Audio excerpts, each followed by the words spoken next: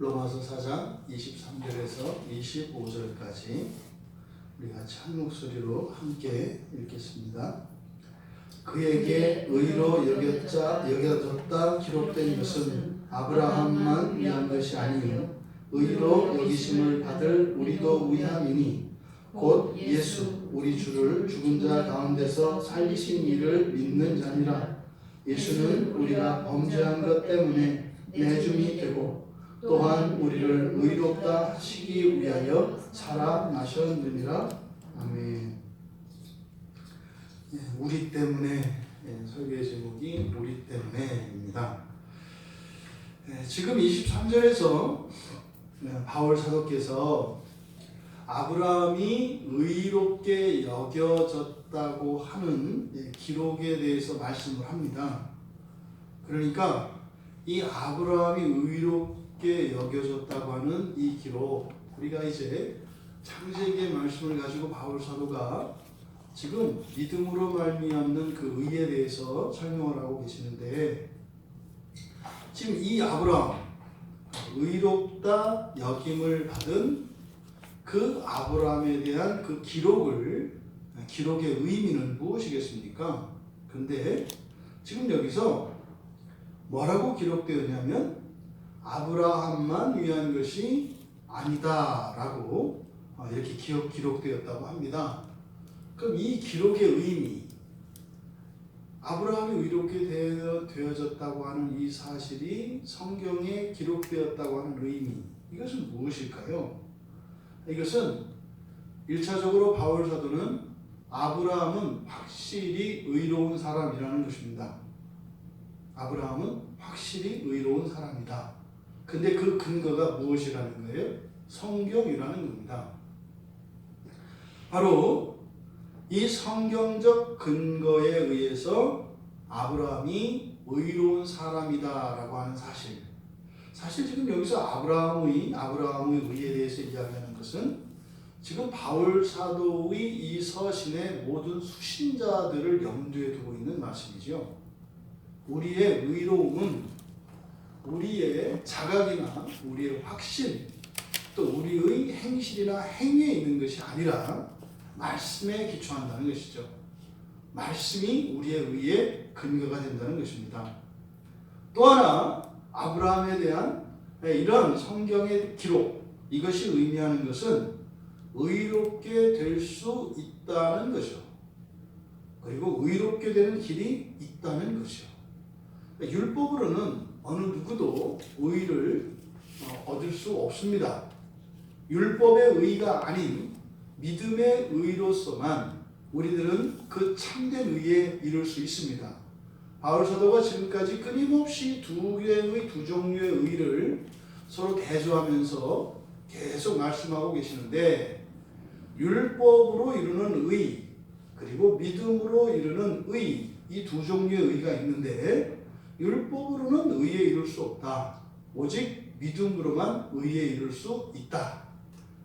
분명히 구약 성경에 제시되어진 이러한 율법들은 의에 이룰 수 있는 그 가능성에 대해서 이야기합니다.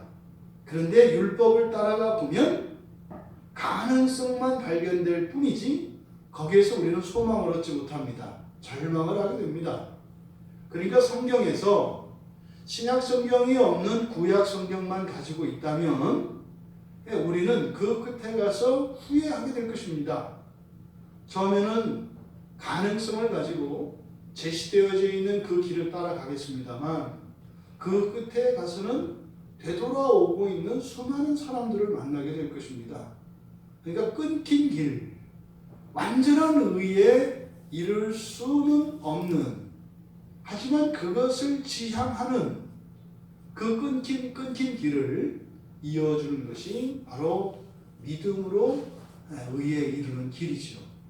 그러니까 지금 아브라함이 믿음으로 의롭게 여겨졌다고 하는 사실이 이미 구약 성경에 기록되어진 그것을 통해서 율법으로는 의에 이룰 수 없지만 믿음으로는 의에 이룰 수 있다고 하는 이 사실이 사실상 구약 성경 안에도 제시되어 있었다는 것이죠. 근데 그것을 발견할 수 없었던 겁니다. 바로 이 아브라함에 대한 이 기록의 의미가 이렇게 두 가지가 있는 것이겠고, 그렇다면 바울 사도는 이렇게 그 아브라함이 의롭게 여겨졌다고 하는 기록이 성경에 남겨진 그 목적, 그것을 아브라함만 위한 것이 아니다.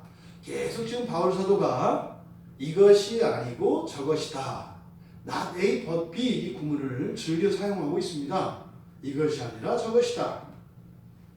그러면 먼저 23절 3절 하반절에서 아브라함만 위한 것이 아니요, 이렇게 말씀했어요. 그러면 아브라함만 이라는 이 말이 의미하는 것이 무엇이겠는가? 1차적으로는 개인으로서의 아브라함을 의미합니다. 그러니까 아브라함 한 개인만을 위한 것이 아니다.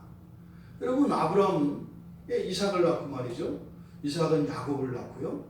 야곱에게서 난 12아들들이 이스라엘 민족의 직접적인 조상이 됩니다. 그러면 아브라함의 그 자손들은 수없이 많습니다.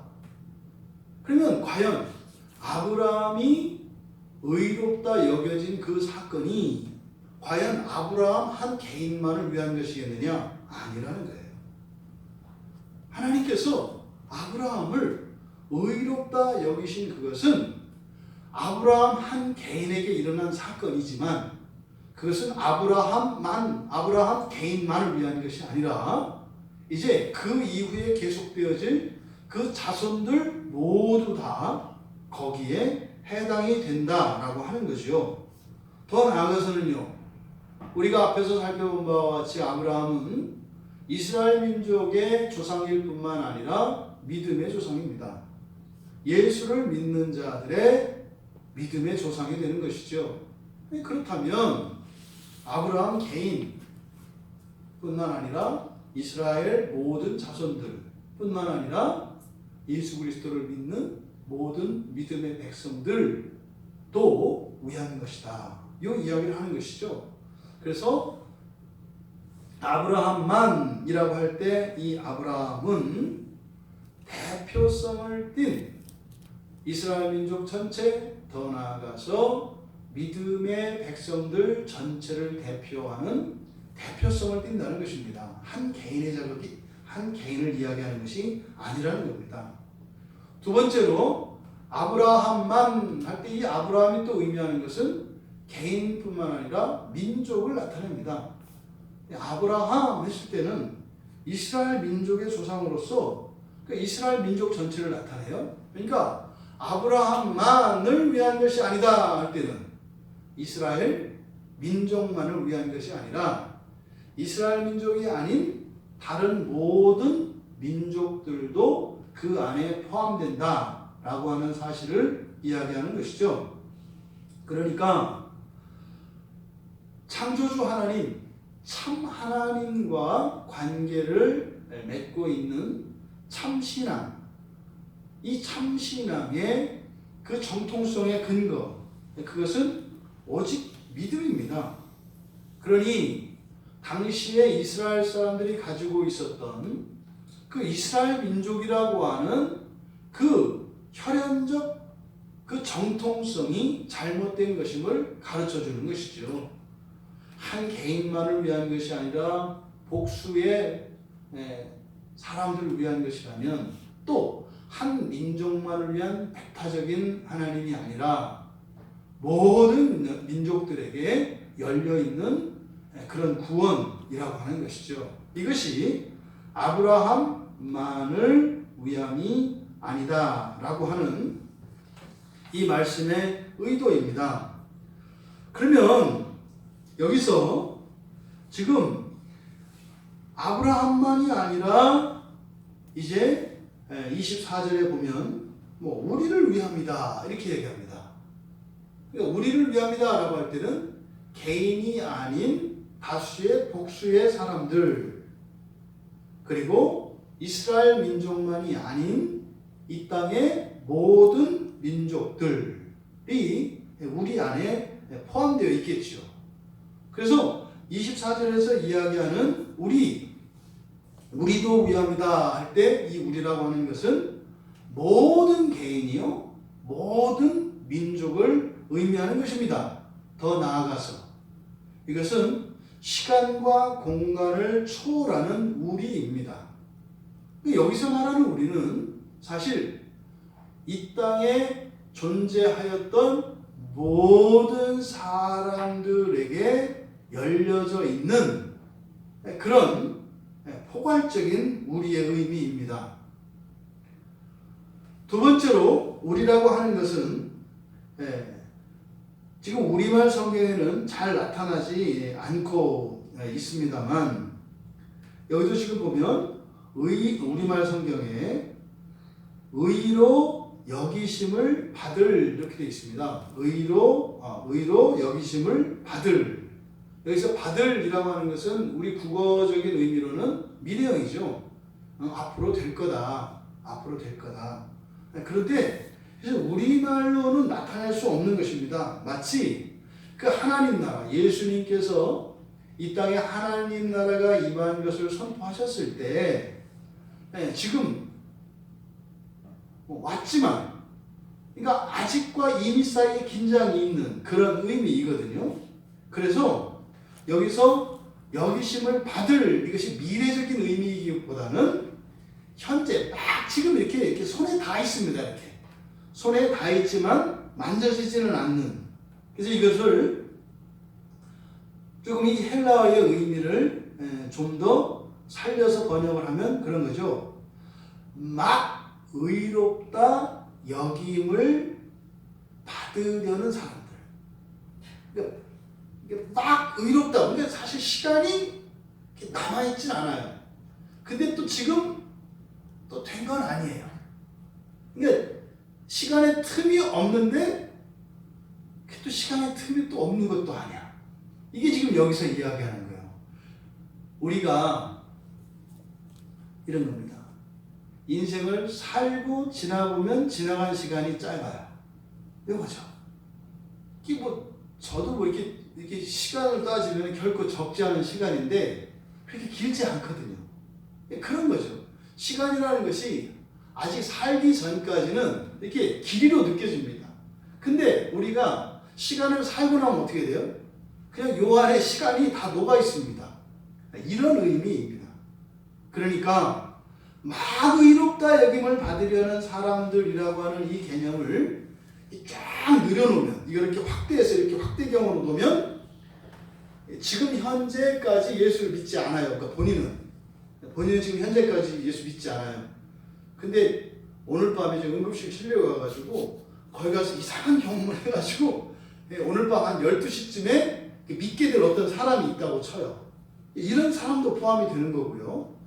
또 오랫동안 교회 안에 있었고 이런 어떤 회심의 경험도 있지만 또 어떤 때는 또 이렇게 마음에 의심이 들고 불확실한 어떤 속에서 좀 애매한 것 같은 이런 사람들 모두를 포함하고 있는 말입니다. 사실은 지상에 현재 살아있는 구원의 가능성에 노출되어 있는 모든 사람들을 지칭하는 것이 여기서 말하는 의로 여기심을 받을이라고 하는 의미입니다. 그러니까 여기서 우리라고 하는 것은요, 지금 구원의 가능성 안에 노출되어 있는 사람들, 또 실제적으로 신앙 고백을 하고 교회 안에 들어와 있건, 또 본인은 그리스도와는 전혀 상관이 없는 것 같이 지금 아주 굳건한 예수를 믿지 않는 그것에 대해서 확신을 가지고 있지만 미래적으로는 조금 있다가 이제 넘어져서 다치고 예수를 믿게 될 이런 모든 사람들을 포함하는 겁니다. 이들이 우리입니다. 또 더 나아가서 그 뒤에서 이제 24절 하반절에서 또 우리는 누구입니까? 예수, 우리 주를 죽은 자 가운데서 살리신 이를 믿는 자들이 우리입니다. 예수 우리 주를 죽은 자 가운데서 살리시니 보통 우리는 하나님이라고 이야기합니다. 성부 하나님 이렇게 얘기하죠. 그러니까 성자 하나님을 죽은 자 가운데서 살리신 성부 하나님을 믿는 자, 이게 우리예요. 그러니까 여기서 지금 말하고자 하는 것은 사실 우리 주 예수 그리스도와 하나님 아버지에 대한 바른 지식과 온전한 믿음을 가지고 있는 사람들이죠. 여기서 믿는다라고 할 때 사용되는 이 단어가 현재 분사형으로 되어 있어요. 그러니까요, 계속 믿고 있는 거죠. 끊이지 않는 겁니다. 그러니까 거기는요, 미래적으로 보면은 절대로 신앙을 버리지 않을 사람들입니다. 현재적으로 보면 그것이 계속 진행되고 있는 사람입니다. 그러니까 하나님 우리 아버지와 우리 주 예수 그리스도에 대한 참된 지식을 안다라는 것은 불가능합니다. 사실은 뭐예요? 알아가는 거죠. 끊임없이 알아가는 거죠. 갱신되어지는 것이죠. 어제 우리가 알았던 하나님과 오늘 우리가 알고 있는 하나님 사이에는 어마어마한 차이가 있습니다. 인생의 경험이 많아지면 많아질수록, 인생의 날수가 많아지면 많아질수록 우리 자신과 이 세상에 대한 이해가 깊어지고 넓혀지면 넓혀질수록 그것과 함께 동시적으로 하나님에 대한 지식들이 늘어갑니다. 이것이 현재 진행형이죠. 또 믿음이라고 하는 것은요, 현재뿐만 아니라 미래에도 영원히 계속되어지는 것입니다. 그런데요, 그 상태로 고정되어서 그걸 잘 지키고 있는 게 아니라고요. 맡겨주신 한 달란트를 땅에 묻어서 잘 보존하는 게 아니라고요. 여기서 우리가 하나님을 아는 지식과 믿음이라고 하는 것은 2달란트, 5달란트를 맡겨서 거기에서 이렇게 불어나는 것과 같이 하나님에 관한 지식과 우리 주 예수 그리스도에 대한 믿음이 무한대로 계속 자라가는 것을 의미하는 것입니다. 이것이 우리입니다. 근데 그 내용이 뭐예요? 하나님은 죽음에서 생명으로 옮기실 수 있는 분이라는 거예요. 죽음에서 생명으로 옮기실 수 있는 분. 그러니까요, 무에서 유를 창조하시는 분이에요. 이미 그것은 창세기 이 성경의 맨 처음 시작에서 계시되어진 내용이죠. 무에서 유의 창조, 없음에서 있음을 창조하시는 그 하나님에 관한 기본적인 지식이에요. 이것이 죽음에서 생명으로 옮긴다는 의미죠. 그래서 우리가 참 하나님을 아는 지식, 다시 말해 우리 주 예수 그리스도와 하나님 아버지를 알아가는 이 지식은 우리의 신앙의 기초가 되고 우리의 신앙의 본질적인 부분이 되는 것입니다. 그러니까요, 우리가 인생을 살아가면서 우리가 해야 되는 일들, 그리고 우리가 소유해야 되는 것들, 이 모든 것들 가운데 가장 우선하는 최우선순위가요, 하나님을 아는 일입니다. 이게 최우선순위입니다. 사실은 우리가 살아서 숨쉬고 일하고 먹고 마시고 하는 이 모든 것들의 궁극의 목적은 하나님을 아는 일입니다. 그것이 우리들이 하는 인생을 살면서 했던 모든 행위들, 모든 사고와 모든 노력과 모든 선행들, 이것이 종합이 되어서 사실은 나타나는 게 뭐예요? 하나님을 아는 지식입니다. 그러니까 이 하나님을 아는 그 지식이 조금이라도 늘어난다면 이것은 이 땅에서 누리는 그 어떤 성공이나 번영, 성취, 이것과 비교되지 않는 큰 것입니다. 이것이 가치의 차이예요. 바로 우리와 너희의 차이가 이 가치관의 차이가 있다는 말입니다. 그러니까 우리는요, 하나님을 알아가는 그 일을 위해서 이 땅의 모든 것들을 버려도 그것이 더 유익이라는 가치관을 가지고 있는 사람들이 우리입니다. 너희는요, 이 땅의 무엇을 더 가지고 더 누리기 위해서 하나님을 팔아먹을 수 있다는 것이 너희입니다. 그런데 이것이 이렇게 기준을 보면 그렇게 되지만 우리들 한 개인 안에서는 우리됨과 너희됨이 공존하죠. 그래서 우리는 너희됨이 점점 사라지고 우리됨으로 충만해져 가는 것입니다.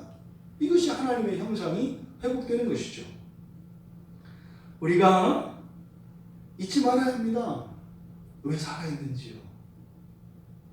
그것은 하나님을 알아가는 그 일이 우리를 살려주시는 하나님의 목적이고 또 우리가 바라보아야 하는 최고의 가치라고 하는 사실을 바울 사도는 우리에게 가르쳐주고 있습니다. 그러면 그렇게 참 하나님에 관한 지식, 하나님 아버지와 우리 주 예수 그리스도에 관한 그 참된 지식, 그 모든 것을 이야기하는 것이 아니라 바울 사도는 여기에서 바로 참 하나님에 관한 지식 가운데 특별히 바로 부활신앙과 관련돼서 말씀을 하고 있습니다. 예수님이 죽으시고 부활하셨다. 이것은 초대교회 그리스도인들의 가장 유행했던 신앙 고백입니다. 오늘날 우리들이 오늘날 이 한국교회에서 최고로 유행하는 신앙 고백이 뭘까요? 예수 믿으면 구원받습니다. 이게 뭐예요? 예수 믿으면 구원받아요. 이게 오늘날 한국교회에서 최고로 유행하는 그런 신앙 고백이죠. 근데 초대교회 당시는 그런 얘기 안 했어요.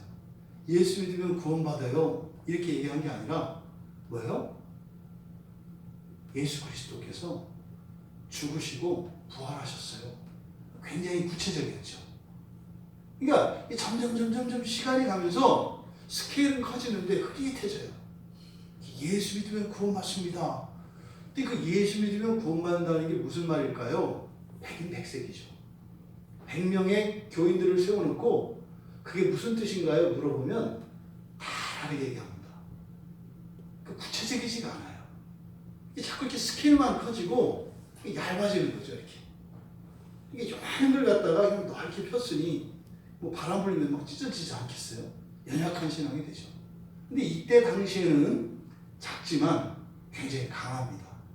그래서 이 기독교 신앙의 이 신앙 고백의 가장 핵심은 부활 신앙이었어요. 지금 바울 사도께서 바로 참 하나님에 관한 지식을 말씀하시는데 그 참 하나님에 관한 지식을 부활 신앙과 연결짓고 있다. 이건 우리가 지금까지 살펴보았습니다만 그 아브라함의 없는 믿음, 그 가운데에서도 하나님의 약속을 의심하지 않은 그것, 없는 믿음을 가졌으면 당연히 의심해야 되는데 없는 믿음 가운데에서 하나님의 약속을 의심하는 것이 아니라 오히려 더 견고해졌던 그것이 이제 아브라함의 믿음이라고 말씀을 드렸는데, 그러니까 바울 사도는 아브라함이 자식을 절대로 가질 수 없는 상태에서 바로 후손에 대하여 주신 하나님의 약속을 의심하지 않은 것, 이것을 예수님의 부활과 연결시키는 거예요. 그러니까 정말 이렇게 하나님과 이 그리스도인들 사이에서 일어나는 믿음과 이런 사랑에 대한 이 일들은 가족관계 안에서 일어나요. 가족관계 안에서. 절대로 안 해줄 거라는 걸 알면서도, 부모님이 말이죠. 절대로 안 해줄 거라는 것을 알면서도 그 사라지지 않는 기대. 이게 부모 자식 간에 일어나거든요. 이거는 절대로 안 해주는 거야. 그런데 사실은 그 일이 이루어질 수 있는 것은, 그 일을 해줄 수 있는 건 또 부모밖에 없다고 하는, 이게 아브라함이 하나님에 대한 믿음이에요. 절대로 가질 수가 없는데 또 하나님이 주신다고 하면은 또 가질 수도 있는, 이 모순된 두 개의 신념이 사실은 같이 있는 거죠. 없는 믿음과 있는 믿음, 이것을요 하나는 아브라함의 믿음이고 하나는 아브라함을 믿는 하나님의 믿음이라고 했죠. 그러니까 100%의 하나님의 믿음과 0%의 아브라함의 믿음이 한데 섞여서 바로 우리를 의롭다 여김받게 하는 그 믿음이 되는 것이요. 하나님은 그 참 하나님에 관한 지식, 이 부활과 관련되어진, 그럼 하나님은 어떤 분이시냐? 죽은 자 가운데서 살리시니 라고 했습니다. 여러분, 이 성경 안에서 이 계시의 점진성을 우리가 잘 알아야 합니다. 그러니까 구약에서 계시되었던 하나님에 대한 계시가 신약에 와서 더 진전된 계시를 이해하고 나면 과거에 처음 드러났던 계시 속에 감추어 있던 새로운 계시를 발견하게 됩니다. 맨 처음 하나님에 대해서 계시되는 것은 창조주 하나님이세요. 하나님은 창조주시다. 이것이 성경에서 우리에게 가르쳐주는 하나님에 관한 최초의 계시입니다. 그러면 그 창조주는 뭐예요? 무에서의 유의 창조예요. 없는 것 가운데 있게 하시는 하나님, 이게 최초의 하나님에 관한 계시였어요. 그런데 여기서 죽은 자 가운데서 살리셨다고 하는 것이 맨 처음에 창세기에서 나타난 창조주 하나님에 관한 계시를 포함합니다. 그런데 거기에서 지금 부활과 연결 지음으로써 창조주 하나님에서 좀 더 진전된 하나님에 관한 더 온전한 계시가 뭐예요? 재창조주 하나님에 대한 이야기예요. 창조와 재창조에 대한 이야기. 바로 이 부활은 창세기에서 계시된 창조 안에는 재창조가 포함되어 있다는 거예요. 그것을 지금 부활신앙과 연결시켜서 바울 사도가 설명하려고 하는 겁니다. 근데 왜 제가 이런 이야기를 하냐면 그냥 지어내는 얘기가 아니라 여기서 죽은 자 가운데서 살리셨다 이렇게 되어 있거든요. 여기서 죽은 자라고 하는 죽은 이 형용사가 네크로스라고 하는 말을 써요. 이 헬라어에서 죽음을 나타내는 여러 가지 단어들 가운데 이 네크로스가 의미하는 바는 생명의 결핍의 상태를 말해요. 그러니까 죽은 시체의 상태를 네크로스라고 해요. 오늘 갑자기 그 노회에서 그 연락이 왔어요. 우리 노회에 아주 정말 존경받는 어떤 장로님이 계셨어요. 아침에 갑자기 돌아가셨대요. 심장마비. 아직 연습이 그렇게 많지 않으신 분인데 심장마비를 그냥 세상을 떠났대요. 오늘 새벽까지 살아계셨죠. 근데 특정 시간 이후로는 돌아가셨어요. 영혼이 하나님께로 갔어요. 남아있는 거는 그 육체, 생명이 떠난 그 육체만 남아있어요. 이게 네크로스의 상태입니다. 그러니까 네크로의 상태는 무의 상태가 아니죠. 네크로스는 사실은요, 결핍의 상태입니다.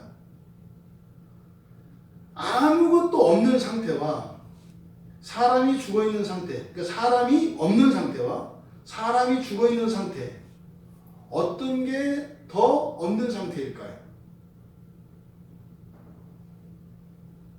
몸이라도 있으니까 없는 것보다는 더 있는 게 아니냐 이렇게 되잖아요.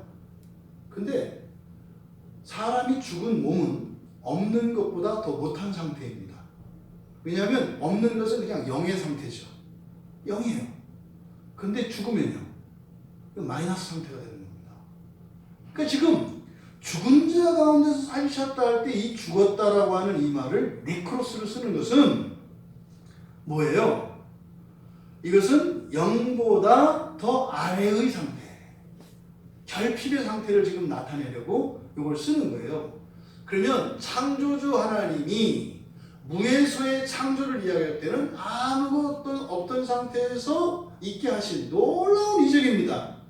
근데 그것보다 더 뛰어난 창조의 능력이 뭐라는 거예요? 없는 것보다 결핍의 상태에서 있게 하는 것이 더 놀라운 것입니다.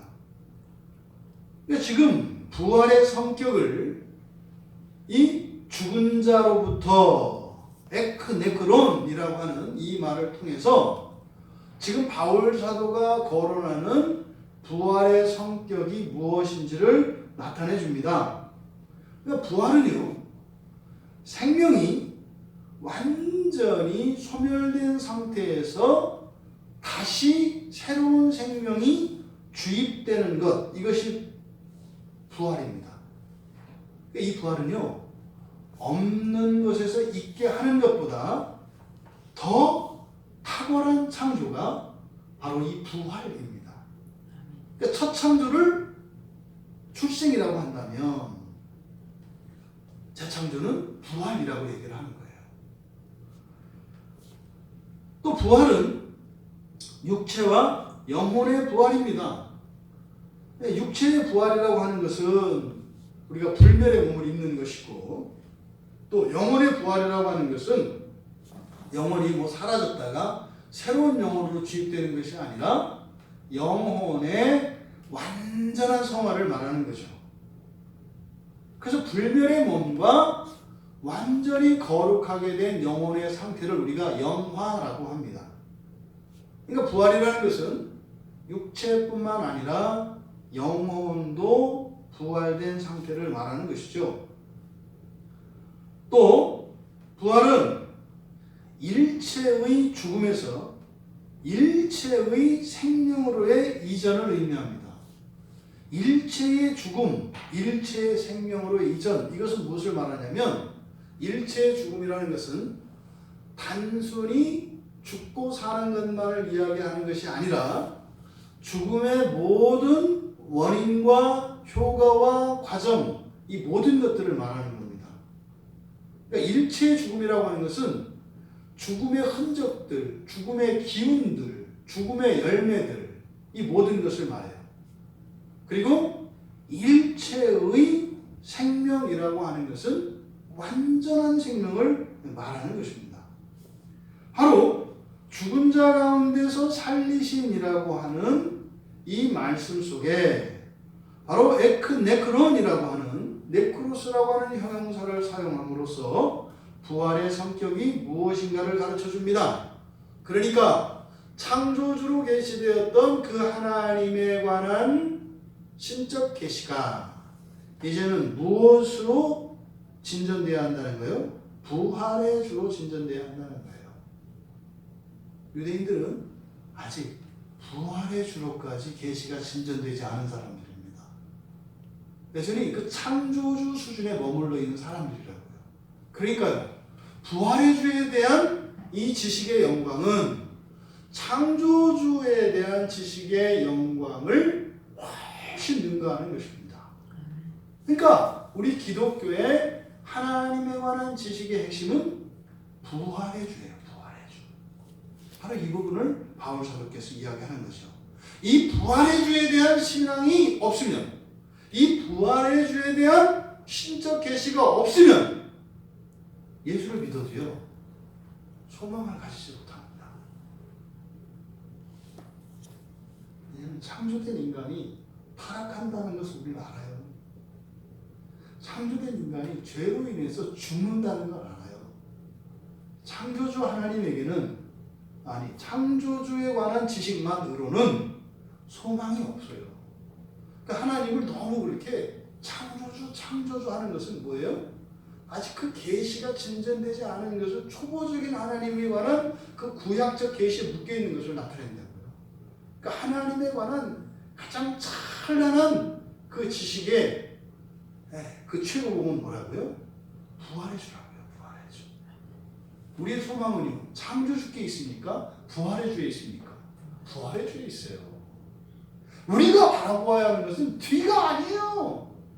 하나님이 아무것도 없었는데 우리를 창조하셨어. 하나님이 주인이야. 하나님의 소유권 여기 있지 않아요. 우리의 소망은 어디에 있어요? 부활에 있어요. 부활에. 그래서 우리는 시작이야, 그죠? 새로운 시작을 향해서 가는 사람들이야. 이게 그리스도인들의 소망이 거기 있다니까요. 자꾸 창조주 하지 마요. 창조주가 아니라는 게 아니죠. 아니 그 붕어빵에다가 눈가자 땅 하나 넣으면 최고인 줄 알 때가 있었다고요. 애들 줘도 안 먹어요. 얼마나 맛있는 게 많은데 세상에. 생각해보세요. 그 아들, 딸 가진 부모들이 그 옛날에 먹었던 그것만 맨날 맛있다고. 그래서 뭐 삶은 고구마가 맛있고 뭐 이런 얘기나 하고 뭐 떡에다가 조청 찍으면 맛있고 애들이 그거에서 소망을 갖겠냐니까요. 네? 더 맛있는 것도 있는데 그것만 봐도 하나님의 관한 계시가 그러면 안 된다는 거 알잖아요. 여러분 부활의 신앙으로 부활의 주 되신 하나님에 관한 그 계시에서 소망을 얻으시기 바랍니다. 바울 사도가 지금 강조하는 게 바로 이 부분이에요. 그래서 하나님 아버지와 예수 그리스도에 대한 새로운 계시를 지금 이야기하려고 하는데 창조주 하나님에 관한 계시에서 능가하는 부활의 하나님, 부활의 주 이걸 알아야 된다. 그게 우리다. 알아? 이렇게 얘기를 하는 거죠. 부활의 하나님이 여러분의 하나님이신 것을 믿으시기 바랍니다. 지금 그 우리 형제 하나가 지금 계속 만나고 있는 형제가 그래요. 이 말씀드렸죠. 죽어도 안 죽으니까 자살 시도하지 마라. 죽으려고 죽었는데 죽으려고 했는데 안 죽으면 얼마나 아픈 줄 아냐. 그러니까 이제 그 형제가 오늘 설교 못 들을 수도 있겠네. 죽을 생각 안 하는 것 같아 이제. 죽을 생각 안 하는 것 같아. 이제 조금 이제 옮겨졌어요. 죽어도 안 죽어요. 죽어도 살리신다니까요. 그 부활의 하나님이 우리 하나님이신 것을 믿으시기 바랍니다. 붙잡으셔야 돼요. 잊으시면 안 돼요. 여러분 사업이 망했어요. 예, 창조주 하나님을 붙들고 있는 사람은 낙심해요. 아씨 이럴 줄 몰랐어. 뭐 이런 거죠. 부활의 하나님은요. 회복시키신다니까요. 회복시키세요. 이게 부활의 하나님이라고요. 그러니까 오늘날도 그리스도인이라고 불리는 사람들도 그 사람이 가지고 있는 하나님에 관한 지식에 따라서 누리는 정도가 달라요. 소망의 색깔이 달라요. 크기도 다르고 말이죠. 강함도 다르고 말이죠. 달라요. 가치도 달라요. 어떤 사람은 하나님이 10,000원짜리고요. 어떤 사람은 100만원짜리고요. 어떤 사람은 1억짜리고요. 어떤 사람은 100기술표예요. 그 차이가 어디에서 온다? 하나님에 관한 지식의 차이예요. 하나님이 납을 금으로 바꾸는 이런 연금술이 뭐예요? 하나님을 아는 지식이라니까요. 이게 공부하는 게 아니에요. 이렇게 달라요. 이렇게 뭐 책 공부하고 이런 게 아니라니까요. 성경을 통해서 하나님을 아는 것은요.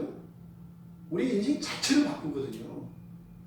바로 바울 사도가 강조하려고 하는 이 부활의 탁월성, 이 부활의 하나님에 관한 이 계시를 아는 것이 우리다. 이렇게 얘기하는 거예요. 바로 첫 창조에 대해서 이 재창조, 이것이 탁월한 것은 그거죠. 일체에 죽음이 섞여 있지 않아요.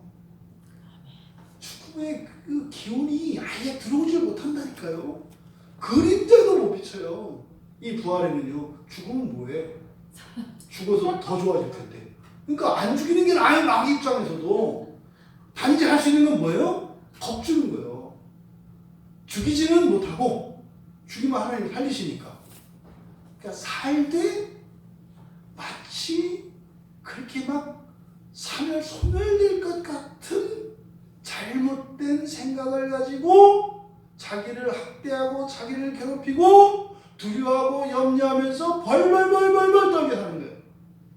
여러분 재산이 무한대라는 게 무슨 말인지 아시나요? 막 써도 괜찮은 거예요. 그럼 무한대 재산에서는요. 절약 이런 거 없는 거예요. 무한대 재산에서는 절약은 악이에요. 누가 사기를 치든 줘. 어쨌든 갖다 쓸 거 아니요. 나에게 피를 빨아가 줘. 뭐 그거 가지고 뭐 어쨌든 피는 생명이니까 또 살아갈 거 아니요. 이 무한대 가지고 있는 사람들의 사고가 달라요. 그런데요, 유한한 것, 제한된 것, 그것을 가지고 있으면요, 예, 아주 짜임새 있게 해야 되고 근검절약 해야 되고 막 이런 거예요. 근데 무한은 폭발시키는 거예요. 없으면서 그러면 이제 문제가 돼요. 이 세상에 그렇게 하면 안 돼요. 그렇지만 우리의 부활의 신앙이 그런 거다. 그런 거다라는 얘기를 하는 거죠. 그래서 일체의 죽음이 섞여지지 않은 100%, 100% 완전하고 순수한 생명이라는 것입니다. 이것이 부활신앙이 우리에게 주는 소망이고 탁월함입니다. 그러니까 여기에는 생명에 중단이 없어요. 이 부활의 생명의 탁월성입니다. 창조의 생명은요, 유한성이 있다고요. 불멸이 아니에요. 창조의 생명은 필멸이에요. 멸할 수 있어요. 어떻게요? 생명나무 열매를 계속 먹어야 영원히 살아요. 그게 첫 창조된 생명이에요. 근데요, 부활의 생명은요, 이제 더 이상 그런 게 없어요. 그냥 그 생명 자체가 불멸이라고요. 그러니까 이렇게 영양제를 먹어야 건강한 것과 안 먹어도 건강한 것, 이 차이다 이 말이죠. 그러니까 바로 이것이 부활의 신앙 안에 들어가 있는 그 첫 창조의 생명과 재창조의 생명의 차이가 무엇인지. 그러니까 이것은 단지 그 삶의 그 생명의 시간의 길이 이것만을 얘기하는 게 아니죠. 그 안에 있는 내용과 그 질, 그리고 그 풍성함, 그것을 다 포함하는 말입니다. 그러니까 하나님에 관한 참된 지식, 바로 부활의 주라는 거예요. 부활의 주. 그러면 예수에 대한 지식, 지금 바울 사도께서 우리라고 규정하고 있는, 우리가 가지고 있는 그 예수에 대한 지식은 뭐냐? 첫째가 우리 주입니다. 우리 주. 너무 많이 듣는 말이어서 이렇게 별다른 감동을 안 줄 수도 있어요. 근데 지금 이 문맥에서 우리 주라고 할 때는 말입니다. 뭐예요? 사람들한테 조롱을 받고요, 누명을 뒤집어 쓰고요, 세상의 모든 죄인들의 죄를 다 한 몸에 지시고 십자가에 죽으니, 그게 예수예요. 죽었어요. 어떻게? 죄인이 돼서, 미련하고 멍청하고 죄가 많아서 또 겁도 없이 까불다가 십자가에 못 박혀서 가장 저주받은 자라고 하는 나무에 매달려 죽었어요. 그런데 그가 살아나서 말이죠, 주가 됐어요. 완전히 내리막쳐서 맨 밑바닥에 떨어졌는데 부활하셔서요, 다다를 수 없는 최고의 높은 곳으로 가셨다고요. 지금 바울 사도가 여기서 말하는 예수 그리스도에 관한 그 새로운 지식은 바로 그거예요. 맨 밑바닥으로 떨어졌는데 맨 높이 되신 예수 그리스도, 이것이 우리 주입니다. 이때 주는요, 그 예수를 믿는 사람들만의 주인가요? 네, 사도들만의 주인가요? 그 시대의 사람들에게만 주인가요? 사람들만의 주인가요? 예수이십니다. 천사들도 무릎 꿇고, 마귀도 무릎 꿇고, 산도 무릎 꿇고, 하늘의 달과 해와 별도 무릎 꿇는 마음이 해주세요. 누가 그렇게 죽습니까? 이게 지금 여기서 말하는 우리 주예요. 그러니까 예수님이 십자가에서 달리셔서 죽으셨을 때까지만 해도, 또 심지어는 부활하시고 제자들에게 나타나시고 그 시대 속에 나타나셨을 때까지만 하더라도 아직 예수님의 주되심이, 그 영광의 크기를 몰라요. 바울도 그렇게 얘기하는 거예요. 3층 너머에 하늘 보좌에 계신 주시다. 이게 지금 우리 주입니다. 그러니까 지금 여기에 초점은 뭐예요? 반전이죠, 반전. 가장 불쌍하고 가장 비참한 것 같았던, 가장 미련한 것 같았던 예수 그리스도가 완전히 대반전 되었다. 이거를 지금 우리 주라고 얘기한 거예요. 근데 이런 놀라운 이 반전, 그게 우리가 범죄한 것 때문에 내어 주신 바 되어서 그랬다는 거예요. 이걸 이제 수동태로 되어 있습니다. 그래서 예수님이 십자가에서 죽으실 때 어떨 때는 능동태로 되어 있고 어떨 때는 수동태로 되어 있고 그래요. 수동태로 되었을 때 하나님 아버지가 아들을 죽이신 거야. 그러니까 아들이 당한 거지. 이렇게 얘기한단 말이죠. 또 병정들이 이렇게 창으로 찔렀으니까 능동이고 찔림을 당했으니까 수동이야. 그렇게 얘기하시면 안 돼요. 주님께서 허락 안 하시면 창으로 찔른들 창끝이 예수님 몸을 뚫어요? 천만에요. 그 여성들 저 이렇게 화장할 때 보니까 이렇게 하는 무슨 그 소음이 있더만. 네? 다이아몬드 금강석으로 만든 창으로 예수님을 찔러도 예수님께서 허락하지 않으시면 금강석으로 된 그 창끝이 여성들 이렇게 그 볼터치하는 부드러운 솜털에 불과해요. 하나님이 내어주시지 않으면 누가 예수 그리스도를 감히 예수님에 관련되어서 성경에서 나오는 수동태는 신적 수동태라고 합니다. 신적 수동태. 이 수동태의 의미는 예수님의 수동성을 말하는 게 아니에요. 이런 모든 고난과 이런 모든 고통이 누구 때문에? 예수님 때문이 아니라 우리 때문이라는 거예요. 하나님의 능동의 능동을 나타내는 게 수동이에요. 그렇잖아요. 부모의 사랑이 제일 큰 사랑이 어디에서 나타나요? 자식들이 더 많은 죄를 지었을 때 그 자식이 부모를 핍박할 때 그것을 기꺼이 당해줄 때 거기서 사랑이 더 크게 나타나지 않아요?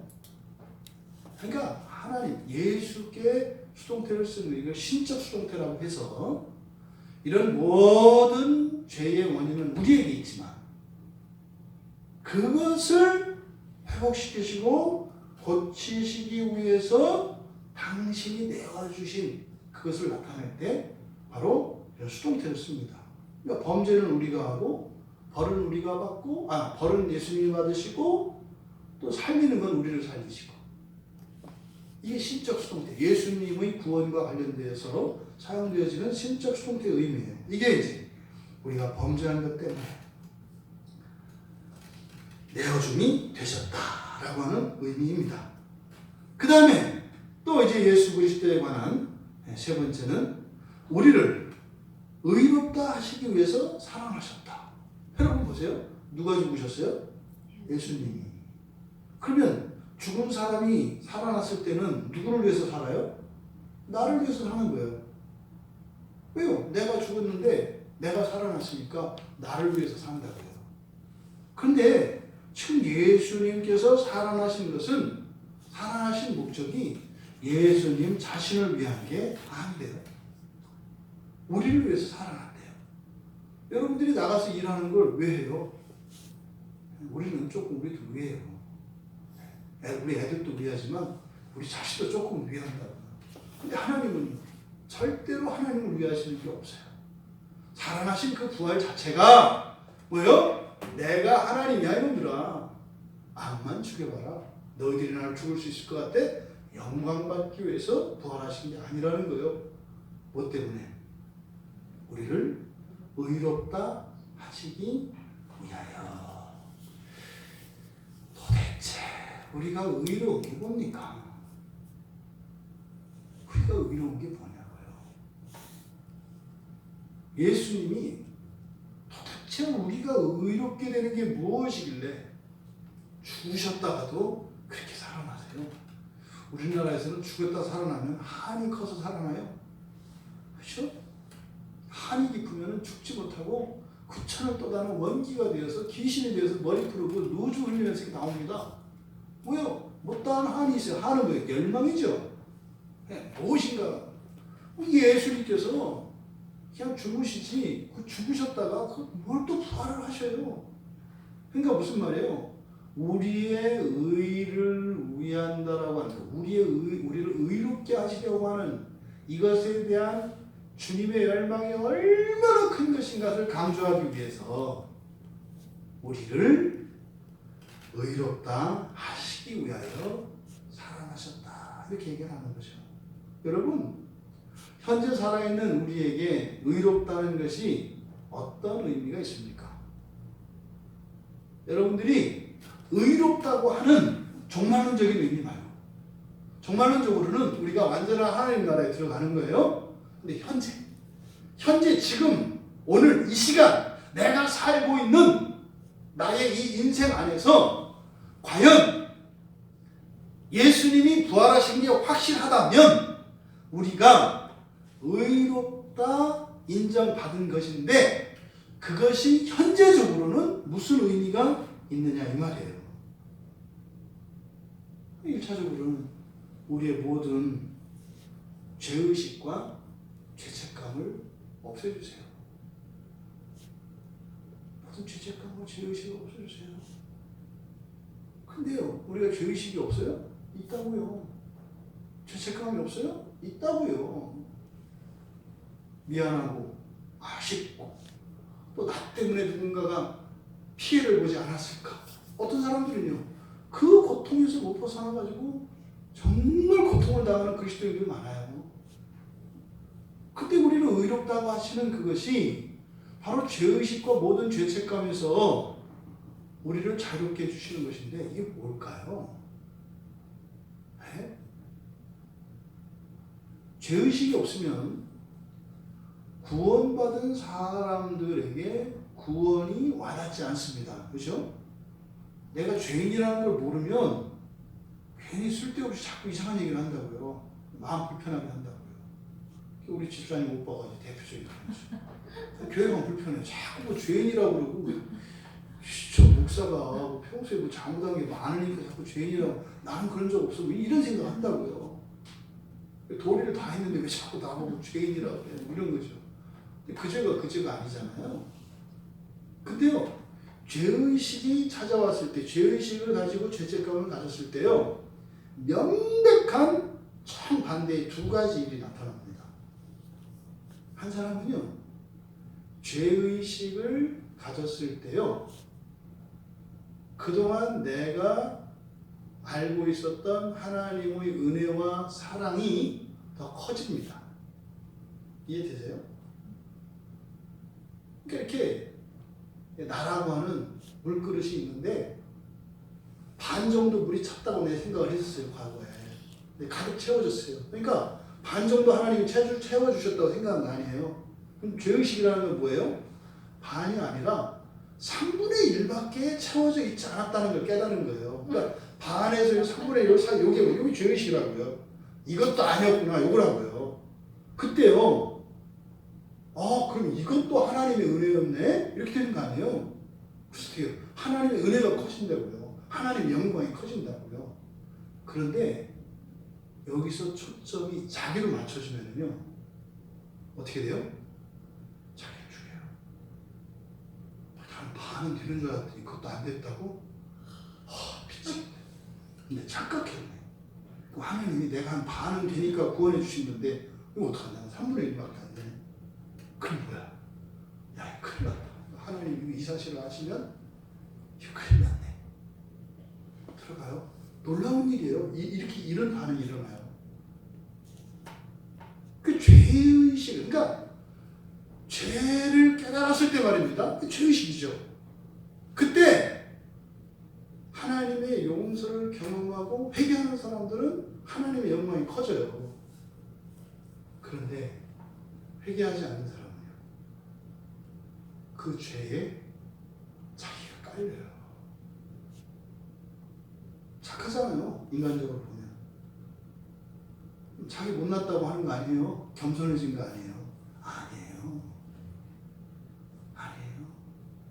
바로 우리가 현재적으로 의롭다고 하는 이것의 효과로서 우리가 죄의식으로부터 죄책감으로부터 자유롭게 되었다는 의미는 바로 뭐예요?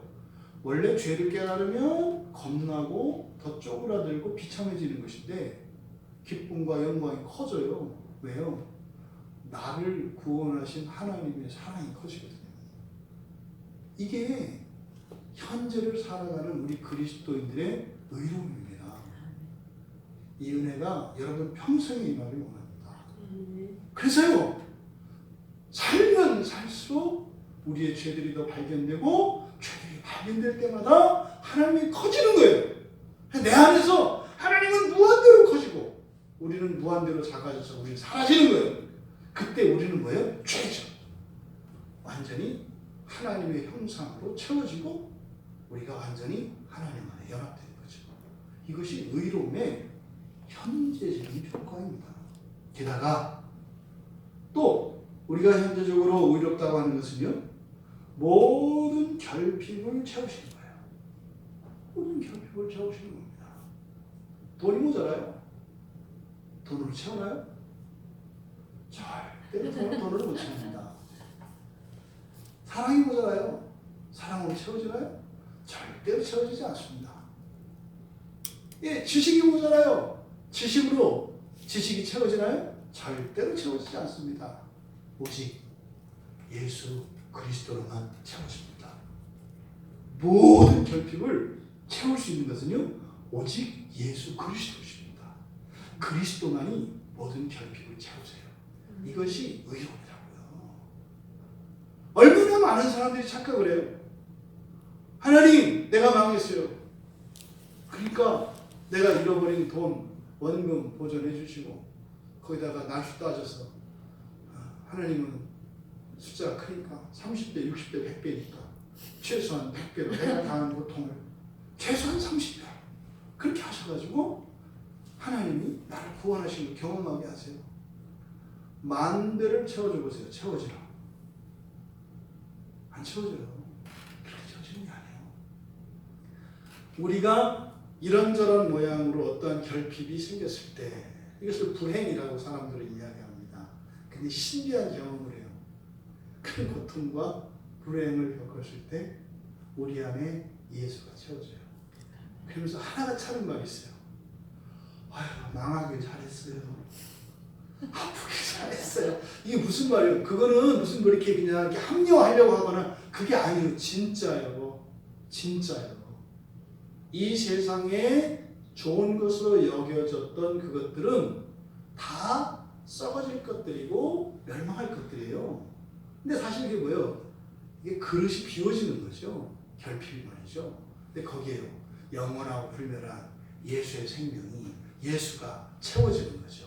이게 우리를 의롭다 하시기 위해서. 그러니까 의롭다 하시는 것은 결국은 뭐예요? 완전한 예수가 되는 거예요. 완전한 예수가 되는 거예요. 근데 예수가 되는 방식이 이런 죄의식과 죄책감과 이런 결핍들을 거쳐서 채우시는 하나님의 은혜로 의롭게 되어지는 것이죠.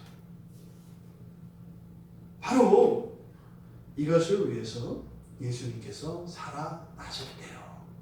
근데 우리가 이렇게 구하면 어떻게 돼요? 아니, 예수님 말고 딴 거로 채워주세요. 이게 안 되는 거죠.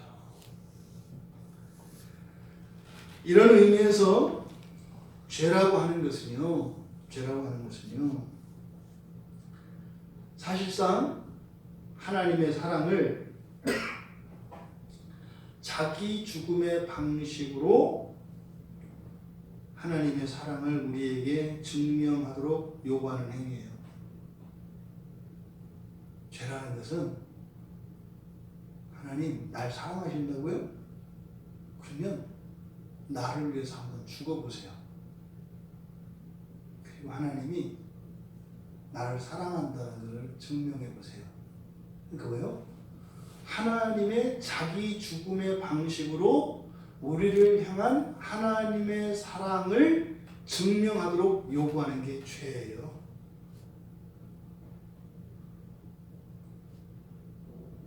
우리가 이 죄의 그 의미 그리고 죄의 그 기능을 잘 생각해야 합니다. 죄를 단순히 도덕적으로, 율법적으로 그런 의미에서 이렇게 판단하지 마시고 실제적인 죄가 무엇인지를 우리가 알아야 돼요. 우리가 살기 위해서 창조주 하나님이 죽으시고 다시 사셔야 되는 것이 범죄예요. 희한하잖아요. 하나님이 우리를 살려주시면 우리가 하나님 도와주세요. 우리 살아나면 되잖아요. 근데 범죄하는 것은 뭐예요? 하나님 나를 살려주시는데요, 대신 내 대신 죽어보세요. 죽음의 아픔과 고통과 두려움을 다 겪어보세요. 그렇게 하시고 나를 살려주세요. 이게 범죄예요. 마치 인간관계에서는요.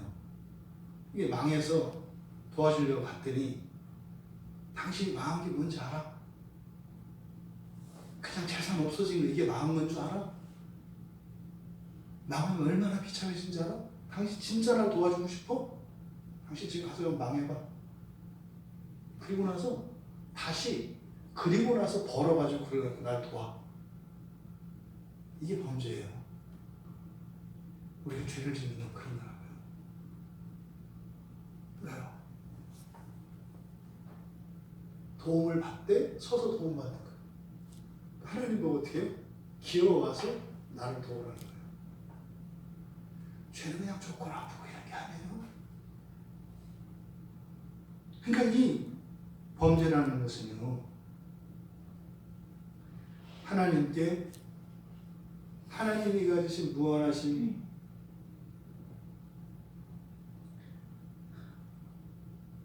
그 선과 사랑을 자기 죽음의 방식으로 나타내기를 요구하는 것이 우리가 짓는 죄예요. 그러니까 이런 범죄는요, 우리 안에 있는 이 악함과 하나님과 세상에 대한 증오심의 표출입니다. 무서운 거예요. 잔인한 거예요. 우리를 구원하시기 위해서 다가오신 하나님께 하나님의 죽음을 요구하는 방식이, 하나님이 죽으시는 방식으로 우리를 구원하도록 요구하는 것이 범죄입니다. 죄를 져서 천국 갈까 지옥 갈까, 이게 죄냐 아니냐, 이런 이야기를 우리 하지 맙시다. 죄가 무엇인지 알고 죄의 의미가 무엇인지 알고 갚을 수 없는 그 사랑을 받은 우리들로서 이제 죄의 방식으로가 아니라 우리들이 하나님 말씀을 따라 분투하며 하나님의 은혜를 구하는 방식으로 그 사랑을 우리가 누리며 살아갑시다. 우리 때문에 죽으시고 부활하셨습니다. 조금도 주저하지 않으시고 부담하지 않으시고 부당하다고 하지 않으시고 얼굴 한번 찡그리지 아니하시고 그러셨습니다. 우리는 하나님이 좋은 걸 주셔도 우리 마음에 안 들면 우리를 불평하고 원망하고 그러는데요, 하나님 참 달라요. 우리하고 참 달라요. 하나님, 우리 아버지, 우리를 구원하신 예수 그리스도, 이 부활에 담겨있는 그 참다운 의미를 통해서